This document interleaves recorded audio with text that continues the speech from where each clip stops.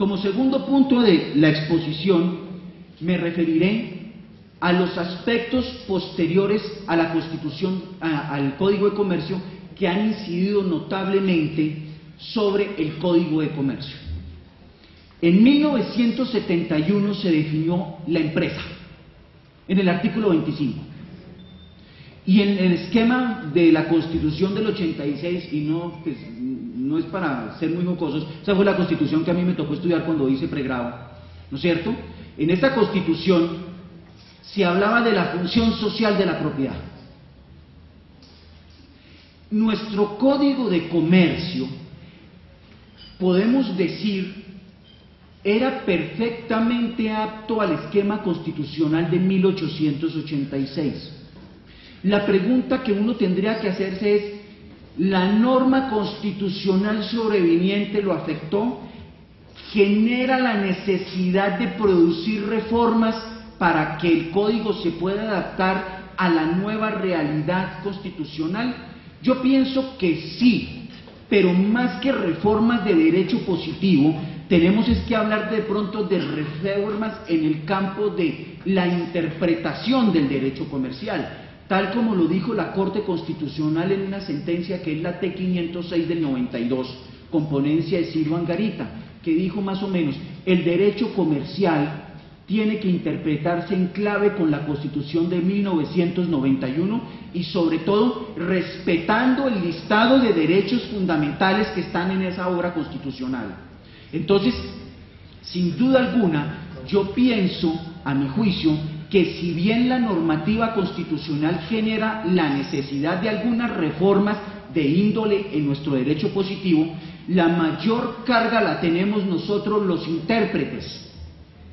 Y yo creo, con todo el respeto por todas las personas que disienten, creo que los jueces de la República en gran parte han sido fieles intérpretes de esa realidad constitucional. Y por eso es que existen fallos a veces de tutela, acciones populares, o sea, acciones constitucionales que uno desde la perspectiva del derecho comercial se coge la cabeza y dice, ¿cómo así?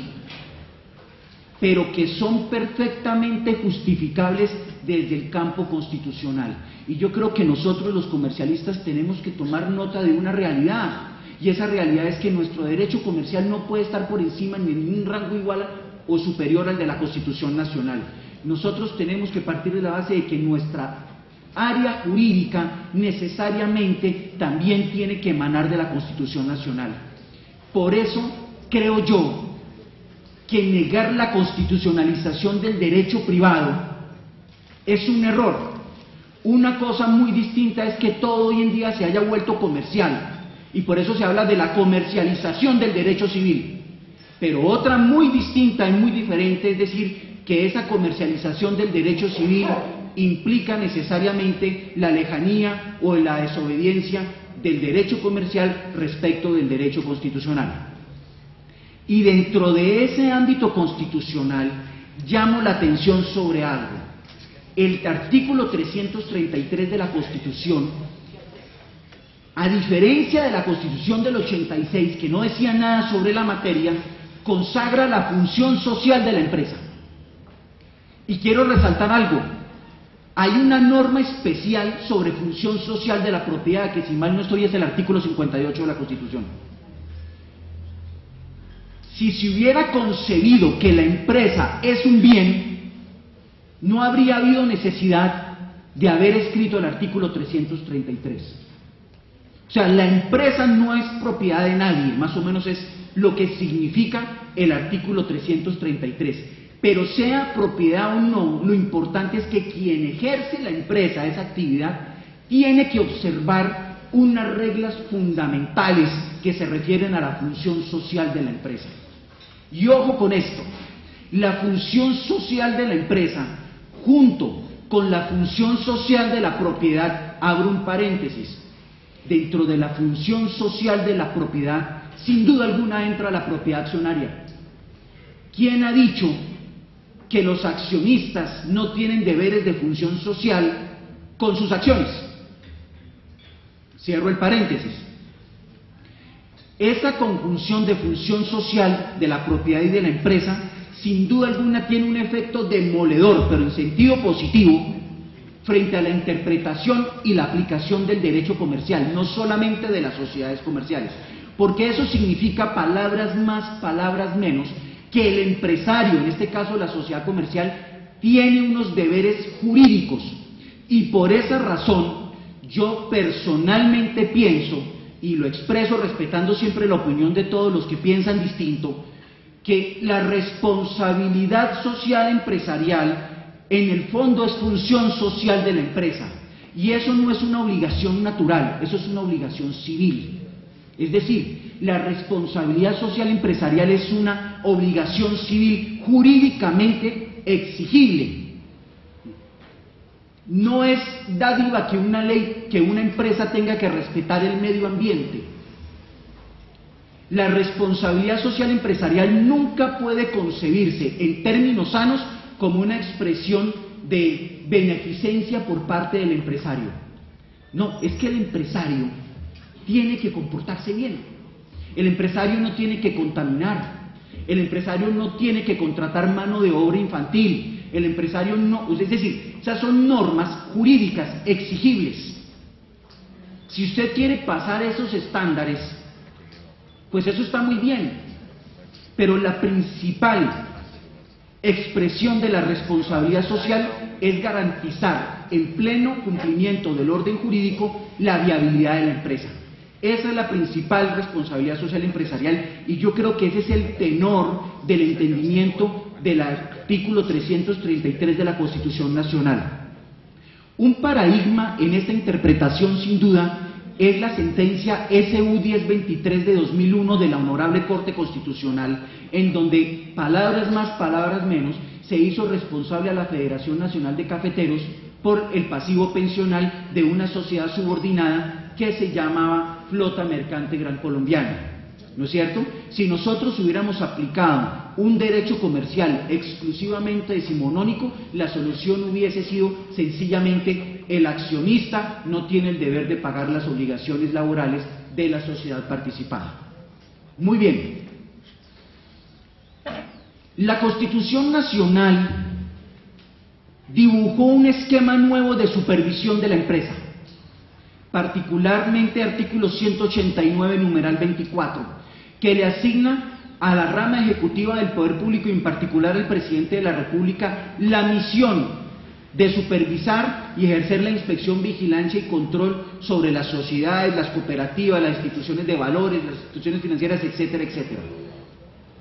Es decir, la Constitución en Colombia establece que la empresa no es una rueda suelta, a pesar de nosotros los comercialistas, que a veces uno quisiera que no existiera Estado.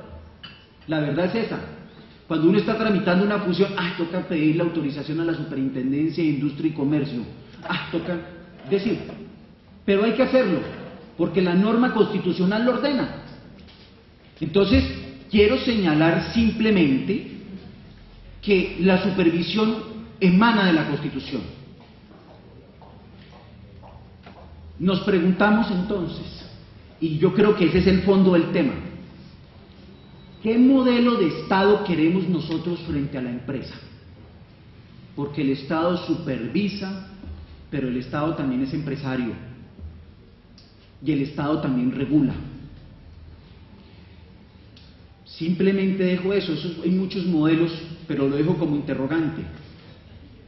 Muchas veces el Estado puede perder la objetividad en la supervisión cuando se trata de supervisar compañías en donde el mismo Estado es socio o accionista.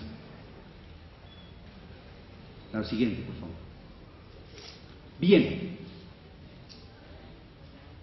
La Ley 222 del 95 trajo una reforma muy importante que, como dije, se incorpora en el Código de Comercio, y básicamente me quiero referir en este aspecto es a la unificación del régimen de las sociedades civiles y comerciales.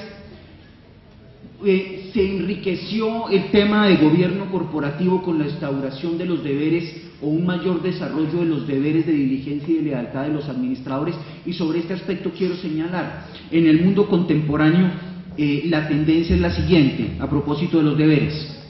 Uno mira la ley de sociedades de julio de 2010 de España, mira el Código Combinado de Gobierno Corporativo del Reino Unido del año pasado y puede llegar a la siguiente conclusión. Los estados se han dado cuenta que lo que hay que ser muy exigentes con los administradores de las compañías es con el deber de lealtad.